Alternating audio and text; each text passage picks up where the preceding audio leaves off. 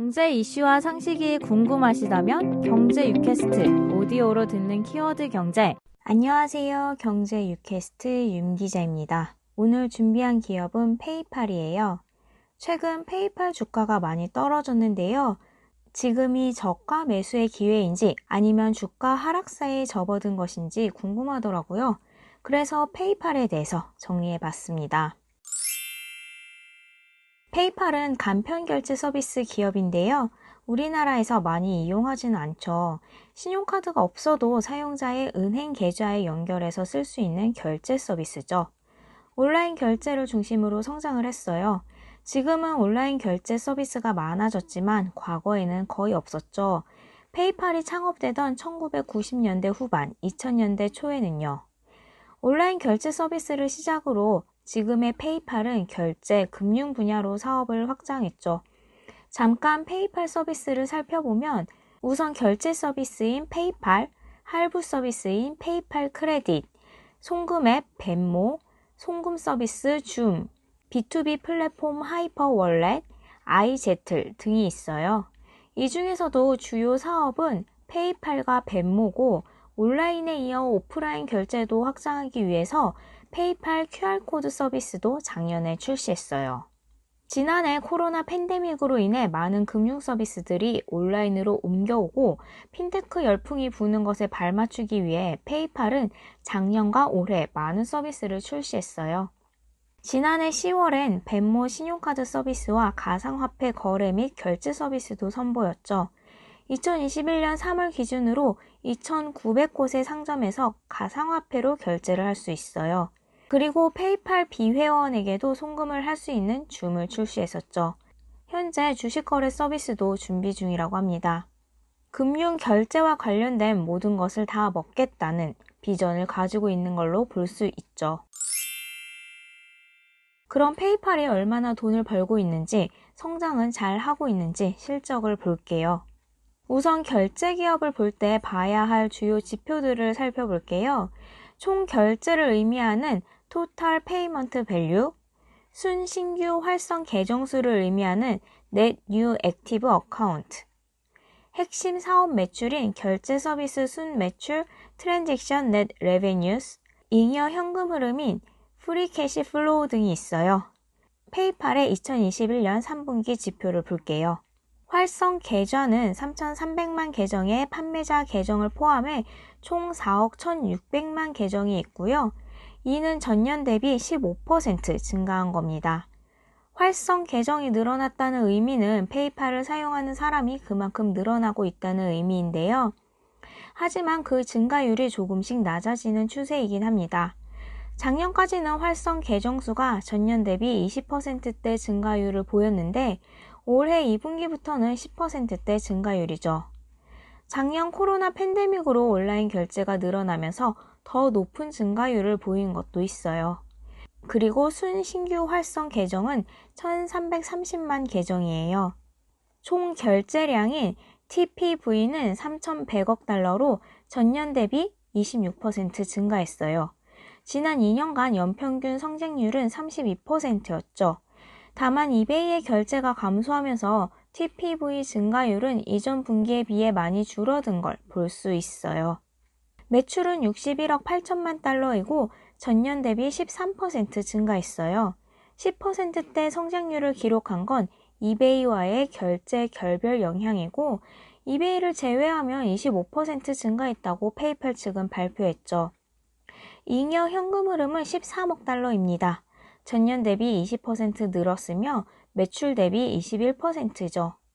성장세가 가파르지는 않지만 안정적으로 성장을 하고 있다고 볼 수 있어요. 성장주보다는 가치주의 영역으로 볼 수 있죠. 페이팔이 과거보다 높은 성장률을 보이는 건 아니지만 그렇다고 성장 정체를 겪고 있는 것도 아닙니다.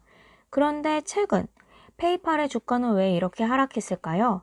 우선 3분기 실적이 나쁘지 않았지만 이후 실적이 시장 기대치에 못 미칠 것으로 예상됐기 때문이에요. 페이팔은 3분기 실적을 발표하면서 4분기 예상 실적도 언급했는데 이 부분이 예상보다 낮았었죠. 페이팔이 예상한 4분기 최대 매출액은 69억 5천만 달러였는데 이는 시장 예측치인 72억 4천만 달러보다는 낮았죠. 또 내년 예상 매출액도 시장의 기대치에 못 미쳤어요. 페이팔은 내년 300억 달러의 매출액을 예상을 했는데 이는 시장 예측치인 316억 달러보다 낮은 숫자였죠. 또 애널리스트들이 페이팔의 목표 주가를 낮췄었는데요. 코로나 팬데믹 이후 경제 활동이 재개되면 전자상거래 시장이 둔화될 것으로 전망했기 때문이에요. 페이팔은 온라인 결제 중심이기 때문에 전자상거래 시장이 둔화되면 페이팔의 거래도 감소하게 되죠. 글로벌 공급망 이슈도 페이팔에 부정적인 영향을 미칠 것으로 애널리스트들은 봤어요. 글로벌 공급망 이슈가 전자상거래 시장이 원활하게 돌아가는 데 장애물이 될 것이고 이 역시 온라인 결제 감소로 이어지게 되죠. 이베이발 악재 소식도 있었는데요. 이베이가 페이팔 결제 수수료를 줄이기 위해서 자체 결제 시스템을 강화한다는 소식이 있었죠. 국내 온라인 쇼핑이나 인터넷 상점을 보면 자체 결제 시스템을 구축하는 경우가 있어요. 이베이도 마찬가지로 이제 페이팔이 아닌 자체 결제 시스템을 활용하는 거죠. 페이팔의 총 결제 규모 중 이베이의 비중은 올해 3분기 기준으로 3% 정도고 올 연말까지 2.5% 이하로 낮아질 것으로 전망이 됩니다. 이베이와의 결별로 부정적인 영향은 분명히 있었어요. 올해 3분기 성장률을 보면 확실히 성장률이 과거에 비해 떨어지기는 했죠. 그리고 핀테크 분야의 경쟁이 치열해졌어요. 기술의 발달로 결제 금융 서비스 방식이 다양해지고 비용도 저렴해지고 있죠. 스퀘어, 소파이, 어펌 등 이들 핀테크 기업에 비해 페이팔은 상대적으로 기존 금융 기업으로 여겨집니다. 이미 거대 기업으로 성장한 페이팔이 급변하는 핀테크 시장에서 스퀘어, 소파이, 어펌처럼 빠르게 적응할 수 있을까라는 의구심이 당연히 들 수밖에 없죠. 그러면 페이팔은 미래를 어떻게 준비하고 있을까요? 이미 거대 기업이긴 하지만 나름 핀테크 시장에 빠르게 대응을 하고 있어요. 크게 벤모, 크립토 결제, 핀테크 서비스, 슈퍼앱 등을 볼 수 있어요. 페이팔의 성장 가능성을 높게 보는 전문가들은 송금앱 벤모를 중요하게 보고 있죠. 우리나라에선 벤모가 생소한데 미국에서는 벤모해라는 말이 있을 정도로 MZ세대가 많이 사용하는 앱이에요. MZ세대가 많이 사용하고 있어서 벤모의 성장 가능성을 더 높게 보고 있죠. 기존 미국 은행의 송금 서비스는 하루에서 이틀 정도 걸렸는데 벤모는 송금하는데 30분밖에 걸리지가 않아서 인기예요. 벤모는 송금 서비스지만 온라인 결제 기능도 있고 내년엔 아마존에서 결제 서비스로도 이용할 수 있게 됩니다. 그러면 벤모의 거래액이 지금보다 더 높아지겠죠. 벤모에 익숙한 MZ세대들이 결제할 때도 벤모를 쓰게 된다면 벤모는 송금 결제 시장을 꽉 잡게 되는 셈이죠. 또 페이팔은 가상자산 암호화폐에도 빠르게 대응했어요. 페이팔은 사용자가 가상자산 암호화폐로 2,600만 가맹점에서 쇼핑을 할 수 있도록 했고 또 암호화폐 거래도 할 수 있어요. 가상자산을 보유한 사용자의 절반가량이 페이팔에 매일 접속을 한다고 합니다. 가상자산 서비스로 고객의 페이팔 활동량을 더 늘리는 것이죠. 이 외에도 페이팔은 선쇼핑 후 결제 서비스인 BNPL, 오프라인 결제 서비스인 QR코드 결제, 공과금 결제인 빌페이 등의 서비스도 선보였죠. 페이팔의 BNPL 총 결제 규모는 올해 80억 달러를 넘을 것으로 예상이 되고 올해 4분기에는 스페인과 이탈리아로 확대할 계획이에요. 또 일본의 BNPL 기업인 페이디를 인수했어요. 페이팔 미래의 가장 핵심은 슈퍼앱이 될 것이라고 생각해요. 페이팔은 한 앱에서 모든 금융, 결제 서비스를 제공하는 디지털 월렛, 금융 슈퍼앱을 미국에서 지난 9월에 출시했어요. 우리나라에서도 토스나 카카오페이 등이 쉬운 금융 앱을 목표로 서비스를 확대해 나갔듯이 페이팔도 비슷하다고 보면 됩니다. 사용자의 금융 생활을 쉽게 관리할 수 있도록 해주는 올인원 맞춤형 앱이죠. 앱 구성을 보면 결제, 예금, 청구서 지불, 송금, 크립토 기능 등이 들어있는 걸 볼 수 있어요. 금융 관련 모든 서비스를 제공하겠다는 의미로 볼 수 있겠죠. 페이팔 슈퍼앱은 첫 화면에서는 개인별 맞춤형 대시보드를 제공합니다. 그리고 월렛 탭, 결제 탭, 금융 탭, 쇼핑 탭 등이 있어요. 아직 모든 서비스를 오픈한 것은 아니에요. 향후 계속 서비스와 기능들을 덧붙일 예정이죠. 당신의 결제, 금융 서비스를 이 앱에서 다 해결해 줄게 라고 말하는 것과 같죠. 이 슈퍼앱으로 4억 명의 페이팔 사용자들을 락인할지 아니면 너무 무거운 금융앱으로 사용자들이 떠날지는 조금 더 지켜봐야 할 것 같습니다. 하지만 확실한 건 이 슈퍼앱에 페이팔의 미래가 달려있다는 것이죠. 그리고 사용자들이 향후 가상화폐를 보다 쉽게 접근하고 현금과 가상화폐의 경계를 허물 수 있는 앱이 된다면 그 성장성은 더욱 높아질 것으로 보입니다. 가상화폐 결제와 사용은 거스를 수 없는 흐름이고 가상화폐의 사용은 아직까지는 어려운 것이 사실이죠. 하지만 이 부분을 페이팔 슈퍼앱으로 페이팔이 해결해준다면 가상화폐 결제 시장도 페이팔이 선점하기에 유리하겠죠.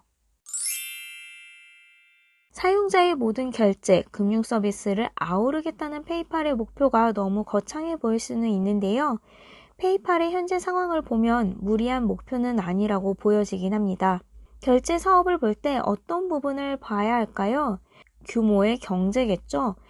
기존의 카드사 시장을 보면 알 수 있죠. 결제 플랫폼은 소비자와 결제 시스템을 적용할 판매자를 모두 확보해야 합니다. 페이팔은 양쪽 사이드를 모두 잘 확보하고 있는 상태예요. 최근에 페이팔은 판매자 사이드를 더욱 강화하고 있는 모습을 볼 수 있는데요. 북미와 유럽 리테일 상위 1,500만 곳 중 75%가 페이팔 결제 수단을 활용하고 있어요. 그리고 월마트, 부킹닷컴, 파나틱스, 고펀미, 에버레인, 발레로 등의 페이팔 또는 벤모를 통해 결제 서비스를 구축했거나 구축할 예정이에요. 페이팔의 가입자 수는 현재 4억 300만 명이에요. 지금도 가입자 수가 계속 늘고 있죠. 200여 개국에서 25개의 통화로 사용이 가능합니다.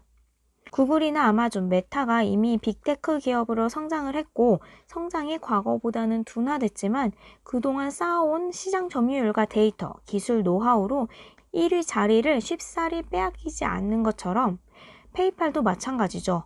페이팔은 과거 전통 금융기업은 아니지만 온라인 결제 시장에서 20년간 사업을 영위해왔고 온라인 결제 분야에서는 막강한 1위 기업이죠. 플랫폼의 강점인 판매자와 소비자 모두 확보한 상태예요. 스퀘어, 어펌 등 새로운 핀테크 스타트업들이 떠오르고 있지만 아직 전체 거래액을 비교해보면 페이팔이 월등히 많은 편이죠.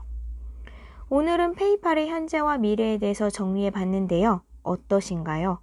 최근에 페이팔 주가 하락이 과도해 보이시나요? 아니면 적정한 수준이라고 보이시나요? 페이팔 투자를 지금 당장 결정하기보다는 다른 핀테크 기업이나 비자 등 기존 결제 기업과도 비교를 해보면 좋을 것 같습니다. 오늘 준비한 내용은 여기까지입니다. 오늘도 들어주셔서 봐주셔서 감사합니다. 여러분의 구독과 좋아요는 큰 힘이 됩니다.